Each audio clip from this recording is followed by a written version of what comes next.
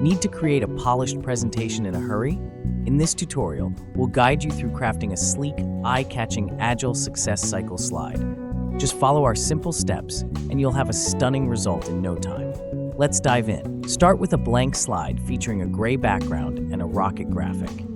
Next, insert a donut shape, positioning it centrally on the slide to create a balanced layout. Now, let's start shaping the arrow. Add a rectangle and position it to form the base of the arrow.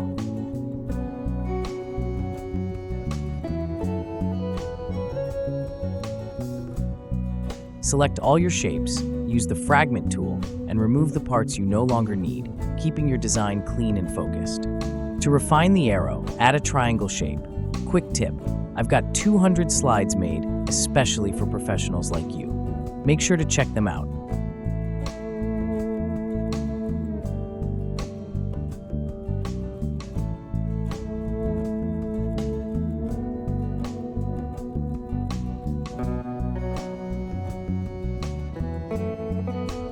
Duplicate the triangle and adjust its placement for a perfect fit. With these tweaks, your arrow will start taking shape quickly.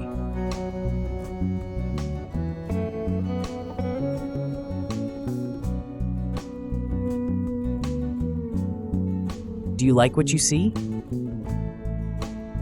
Next, we'll create a shadow effect for depth. Begin by selecting a rectangle shape, then duplicate it 3 times. Select the 2 shapes and use the subtract function to carve out the shadow's outline.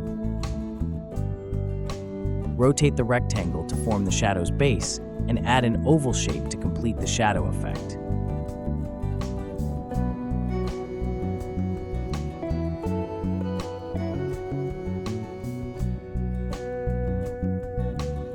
Adjust the shadow's transparency and soften its edges to create a realistic look.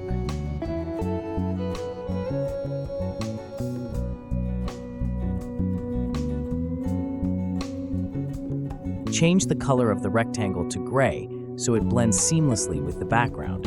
Then send the shadow layer to the back for a refined effect. Now, make any necessary adjustments to perfect the layout.